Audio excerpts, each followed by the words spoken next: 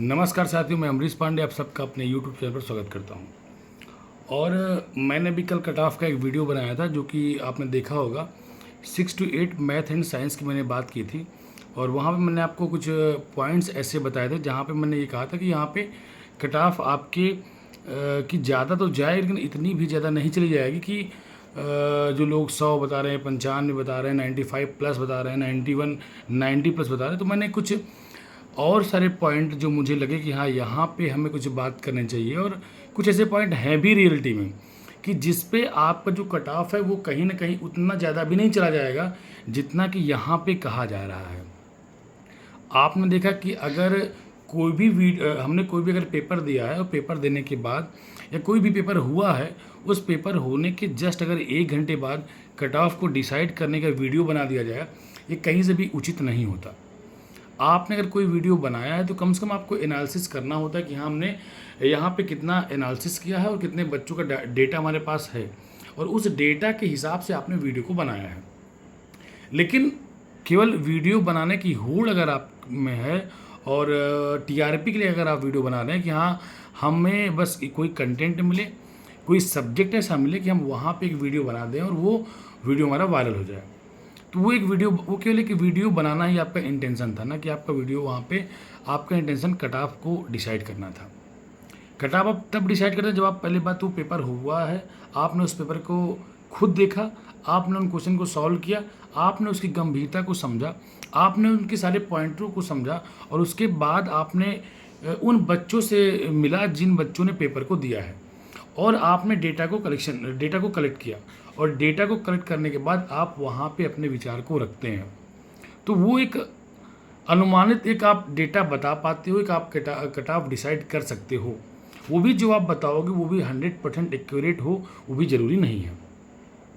और उसी आधार पे अगर मैं भी कोई वीडियो बनाने जा रहा हूँ या कोई वीडियो मैं लगातार आपको बता रहा हूँ, तो ये बात मेरी सही हो ये भी कोई ज़रूरी नहीं है, मैं आपको अभी बता दे रहा हूँ। लेकिन हाँ, मेरे पास एक डेटा है तो उसके हिसाब से अगर मैं आपको चीज़ें बताऊँगा तो प्रोबेबिलिटी है कि वो आपकी सही हो और कट ऑफ उसी के इर्द गिर्द घूम सकता है। तो देखिए, कल मैंने कहा था कि जो कट ऑफ हमारी है वो हमारी कट ऑफ 85 के आसपास कट ऑफ रह सकती है। यूआर की मैंने कट ऑफ बताई कि जो हमारा यूआर की कट ऑफ है वो हमारी 85 के आसपास पहुंच जाएगी। और फिर बहुत सारे बच्चों ने बहुत सारे मुझे कमेंट भी मिले कि सर यहाँ पे पेपर का जो लेवल था बहुत ज़्यादा डाउन था, तो ऐसा कैसे कि पिछली बार कट ऑफ 80 गई, जो कि बहुत अच्छे पेपर का एक लेवल बहुत अच्छा था। मैं इस चीज़ को नकार भी नहीं रहा हूँ कि TRE 2 का जो पेपर का स्टैंडर्ड था और TRE 3 का जो पेपर का स्टैंडर्ड है उसमें ज़मीन आसमान का अंतर है। लेकिन जब आप यहाँ पे देखेंगे तो पेपर जो आपका मैथ का पेपर था और साइंस का पेपर था, तो मैथ के पेपर में क्वेश्चन जो भी आए थे इस बार 30 क्वेश्चन तो मान लीजिए बच्चे सॉल्व कर ले रहे हैं, लेकिन उसके बाद जो 35 क्वेश्चन के आसपास पहुंच रहा है उसमें बहुत सारे ऐसे क्वेश्चन आपको दिखेंगे। एक क्वेश्चन मुझे जो दिखा था वो प्रोबेबिलिटी का था, उसमें लिखा था कि XY <9। अब यहाँ पे तो बहुत सारे ऐसे बच्चे हैं कि जिनको ये पता ही नहीं चला कि क्वेश्चन प्रोबेबिलिटी से पूछा गया है।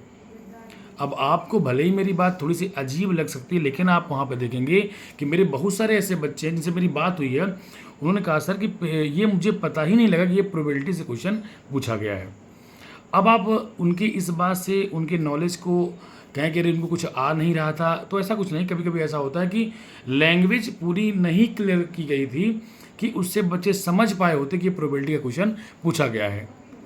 वहाँ पे पी लिखा था तो पी से जो भी बच्चा थोड़ा सा जागरूक रहा वो समझ जाए कि हाँ ये प्रोबेबिलिटी का क्वेश्चन था। लेकिन अगर आप थोड़ा सा भी दिमाग वहाँ पे नहीं लगा रहे हैं तो आपको नहीं पता लग पाए कि ये प्रोबेबिलिटी से क्वेश्चन पूछा गया था। तो जो मेरा अनुमान है कि वहाँ पे प्रोबेबिलिटी क्वेश्चन नहीं समझ पाए, तो मतलब कि वो क्वेश्चन बहुत सारे बच्चों का गलत हो गया होगा। और आपको ये भी पता है कि वहाँ पे जो ऑप्शन थे मैथमेटिक्स के क्वेश्चन के जो भी ऑप्शन थे वो बहुत ज़्यादा कन्फ्यूजिंग थे। जो गलत ऑप्शन था वो भी आपको सही लगा और आप वहाँ पे लगा के चले आए हो, और आपको भी अभी लग रहा है हमारा वहाँ पे सही होगा। तो कुछ क्वेश्चन अभी का आपने देखा होगा, जो मैंने कहा सिलेंडर का क्वेश्चन, वहाँ पे एक आधा क्वेश्चन एक सिलेंडर क्वेश्चन दिया था, बोला गया था इसके एक साइड में क्या है, गड्ढा है। अब गड्ढा समझ के बहुत सारे बच्चों ने उस क्वेश्चन को ही नहीं समझा कि आखिर क्वेश्चन कह क्या रहा है। गड्ढे जो वहाँ पे बताने, तो वो क्या करता था कि सिलेंडर में नीचे गड्ढा बना देते थे। अब अगर आपने नीचे गड्ढा वहाँ बना दिया सिलेंडर में, तो वहाँ पे आपकी लेंथ बढ़ जाएगी। जब वहाँ पे लेंथ बढ़ जाएगी तो वही क्वेश्चन का आंसर आपको गलत लेके आएगी। तो ऐसे बहुत सारे क्वेश्चन हैं जो कि आपको दिखेंगे वहाँ पे गलतियाँ हैं, अगर आप वहाँ पे देखेंगे तो। और मुझे भी ऐसा लगा कि हाँ, वहाँ पे कहीं ना कहीं ऐसी चीज़ें दिख रही हैं जहाँ पे गलतियाँ देखने के लिए सबको मिल रही हैं। और ये क्योंकि वहाँ से जब आप निकले होंगे तो आपको लगा हमारा क्वेश्चन वहाँ पे सही है, लेकिन जब उस क्वेश्चन को आप बाद में देखेंगे तो आपको लगेगा हाँ, यहाँ पे हमारा क्वेश्चन गलत हो गया। दो क्वेश्चन तो आपको ये हो गया। एक क्वेश्चन आपने देखा होगा कि वहाँ पे मीडियन पूछा था और वहाँ पे ओजाइव बोला था कि दो ओजाइव है और ओजाइव आपका इंटरसेक्ट कर रहा है, तो आपको बताइए आपका मीडियन कहाँ पे होगा, आपका माध्यिका कहाँ पे होगा। जो मीडियन है वो मीडियन आपका क्या करेगा कि एक्स एक्सिस से जब उस पॉइंट को आप मिलाओगे तो एक्स एक्सिस में जहाँ पे मिलेगा वही आपका मीडियन होगा। मुझे पता है कि उसका जवाब जो होगा 15.5 होगा, क्योंकि आपने देखा वहाँ पे एक्सिस में 15.5 और 20 लिखा हुआ था। तो लोगों को लग रहा है उसका जवाब 20 हो जाएगा या किसी को लग रहा है 15.5 हो जाएगा, लेकिन जो उसका एग्जैक्ट आंसर है वो 15.5 होगा। ये भी गलतियाँ बहुत सारे बच्चों से हुई, जबकि ये क्वेश्चन बेहद आसान है। जिसको आ रहा है, जिसका कॉन्सेप्ट क्लियर है, उसके लिए क्वेश्चन केवल और केवल 1 सेकेंड का है। 1 सेकेंड मैं बोल रहा हूँ तो मतलब आप मान लीजिए कि जितना गोला भरने में टाइम लगे और जितना क्वेश्चन पढ़ने में टाइम लगे उतना ही टाइम वहाँ पे क्वेश्चन लेने वाला था, क्योंकि उसमें दिखा था कोऑर्डिनेट एक्सिस 15.5 कामा 20 लिखा था, तो आपका 15.5 ही आपका जवाब हो जाएगा। तो 3 क्वेश्चन तो मैंने आपको मैथ के नॉर्मल गिना दिए। एक क्वेश्चन आपका उसमें था टैक्स से रिलेटेड। अब टैक्स से रिलेटेड बहुत सारे बच्चों ने क्वेश्चन गलत किया है वहाँ पे, तो 4-5 क्वेश्चन तो नॉर्मली आप पे गलत हो ही जाने हैं। तो जब आप एक अच्छा भी बच्चा वो 35-36 क्वेश्चन पहुँच रहा है, मैं ये नहीं नकार रहा है कोई 40 नहीं किया होगा, लेकिन एक अच्छा बच्चा भी 35-36 के इर्द गिर्द रह गया। फिर अपवाद तो हैं, 38 वाले भी आपको मिल जाएंगे, 40 वाले भी आपको मिल जाएंगे, ये बहुत कम मिलेंगे आपको, इक्का दुक्का आपको मिलेंगे। तो आपका जो मैथ का स्कोर बनेगा वो आपका 35-34, 33-32 ऐसा बन रहा है। आप साइंस में जाओगे, साइंस में आपको बेहद आसान क्वेश्चन दिखेंगे। एक आपसे पूछा गया था साइंस में क्वेश्चन कि पृथ्वी के पास स्मॉल जी का मान कितना होता है। अब वहाँ पे 2 ऑप्शन दे दिए थे जो कि बहुत क्लोज है, एक था 9.8, एक था आपका 10। अब आपको 9.8 और 10 में कन्फ्यूजन रहा होगा, आपने 9.8 टिक कर दिया होगा, आपने 10 टिक कर दिया होगा। अब यहाँ पे जब आप देखो तो आपको आंसर यहाँ पे 10 दिखा रहा है, लेकिन जो 9.8 टिक किए होंगे उनको भी उस समय वो जवाब सही लग रहा था, क्योंकि जब आप 9th में फिजिक्स को सॉल्व करते हो या 10th में करते हो, 11th में करते हो, 12th में करते हो, आप 9.8 ज़्यादा लेते हो, तो आपको ऐसा लगता है कि हमारा 9.8 ही सही है।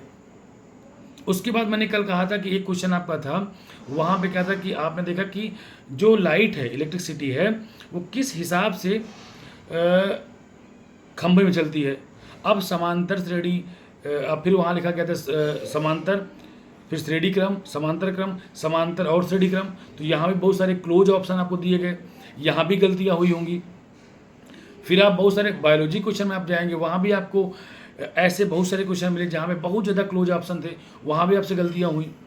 तो साइंस का भी अगर आप देखोगे तो पेपर बेशक आसान था, कंपेयर करिए आप टीयर 2 से तो, लेकिन अगर आप ये कह रहे हैं कि टीयर 2 और इसमें आसान होते हुए भी इस बार कट ऑफ जो 90-95 जाएगी, तो ये मेरे हिसाब से तर्कहीन है। अभी ये बात है 90+ का कहने का कोई मेरे हिसाब से औचित्य नहीं होना चाहिए। बाकी फिर अगर कट ऑफ जाती है तो फिर इसके लिए कौन क्या कर सकता है, लेकिन जो मेरा पॉइंट ऑफ व्यू मेरे हिसाब से 90 से नीचे रहेगी कट ऑफ, उसके लिए आप एकदम से परेशान ना हों। साइंस के और सारे आप क्वेश्चन देखेंगे, आपको बहुत सारे वहाँ पे आपको दिखेंगे कि क्वेश्चन आप देखिए न्यूमेरिकल्स आए थे। अब जो न्यूमेरिकल्स में एक आपने देखा होगा कि वेलोसिटी से रिलेटेड कोई क्वेश्चन आया था कि आगे बढ़ा फिर पीछे आया, वहाँ पे बहुत सारे कुछ बच्चों को क्वेश्चन आते हुए भी गलती कर देंगे, क्योंकि लैंग्वेज कहीं कहीं क्लियर नहीं थी। तो ऐसे में भी साइंस में आप 30, 32, 33 पहुँच रहे हो तो अच्छी बात है, इतना पहुँच पाओगे आप। लेकिन 40 में 40 कहिए तो फिर थोड़ा सा मुझे भी डाउट लगता है कि 40 नंबर आपके बन पाएंगे, ऐसा नहीं है, क्योंकि क्वेश्चन आसान था लेकिन ऑप्शन अच्छे थे। उस ऑप्शन की वजह से आप वहाँ पे थोड़ा सा दूर हो जाओगे। अब अगर आप एवरेज 33-33 भी मान लीजिए, आप 33-35 भी मान लीजिए, तो भी आपके 66 नंबर के आसपास आपके नंबर बन रहे हैं। और जैसे ही आप जीके में पहुंचते हो, जनरल नॉलेज में अगर आप पहुंचते हो, तो वहाँ पे जो भी क्वेश्चन पूछे गए थे, एक करंट अफेयर्स जो पूछा गया था, आपने देखा होगा कि बाबा साहब फाल्के पुरस्कार, केवल यही मुझे लगा कि हाँ शायद आपने पढ़ा होगा लगातार, तो ये आपको आसान लग सकता है। बाकी अगर आप करंट में जाओ तो आपको करंट की हवा ही नहीं लगेगी, तो आपके लगभग मैक्सिमम करंट आपके गलत ही हो गए होंगे। फिर आप हिस्ट्री में भी जाओगे तो एक साइमन कमीशन भारत कब आया था, ऐसा कुछ क्वेश्चन था, तो वहाँ पे 8 दिसंबर में लोगों को कन्फ्यूजन हो गया। 8 दिसंबर था, सब लोगों ने 8 दिसंबर 1927 टिक कर दिया और वहाँ पे 8 नवंबर था। तो ऐसे बहुत सारी छोटी छोटी गलतियाँ बच्चों को नंबर वहाँ पे कम कर दी गई। फिर जीएस आप जीके में देखो बहुत सारे ऐसे जियोग्राफी क्वेश्चन थे जो कि गलत हो गए आप लोगों से, क्योंकि नियरेस्ट ऑप्शन साथ ही साथ जीके थोड़ा सा अजीब पूछा भी गया था। और जो वहाँ पे आपने देखा होगा कि आपसे मॉडर्न हिस्ट्री के जो क्वेश्चन पूछे गए अजीब थे, हिस्ट्री पूछी गई अजीब थी। तो ऐसे बहुत सारे क्वेश्चन थे जिसकी वजह से आपको वहाँ पे दिक्कत हुई है। और फिर मैं कुछ पॉइंट बताऊँ। पॉइंट ये है कि इस बार TRE 2 से बहुत कम उपस्थिति भी यहाँ पे थी, उतने बच्चे प्रेजेंट नहीं थे जितने बच्चे आपके TRE 2 में प्रेजेंट थे। बहुत कम बच्चे थे इस बार, 70% के आसपास, 75% के आसपास बच्चे यहाँ पे शामिल हुए थे। अब आप ये कहेंगे सर ऐसे बहुत सारे बच्चे होंगे जो कि पढ़ने वाले थे और वो ऐसे पेपर छोड़ सकते हैं, ऐसा नहीं है। सोचते हैं बच्चे कि बार बार धांधली हो रही है, हमें यहाँ पे छोड़ देना है, हमें नहीं देना है।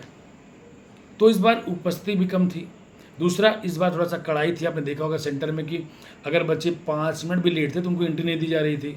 तो इस बार थोड़ा सा पेपर जो है अच्छे से लिया गया था और कोशिश ये थी कि इस बार नकल ना रहे और नकल ना हो, वहाँ पे नकल ना हो, किसी तरीके से धांधली वहाँ पे नहीं देखी जाए।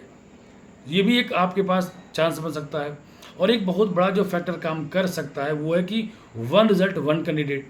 शायद ऐसी कोई अगर न्यूज़ आ जाती है कि 1 रिजल्ट 1 कैंडिडेट का, और अगर ऐसा कोई अपडेट देता है BPSC, तो ये आपके लिए सोने पे सुहागा हो जाएगा। तो ऐसे बहुत सारे पॉइंट आपको देखने के लिए मिलेंगे जहाँ पे चीज़ें आपके तरफ हो सकती हैं। तो जो कट ऑफ है वो 85 के आसपास जा सकती है, मुझे लग रहा है 80 से 85 के आसपास, 85 86 मान लीजिए हो सकता है। लेकिन और ये UR की बात है, बाकी आप 3 नंबर 4 नंबर नीचे कर सकते हैं।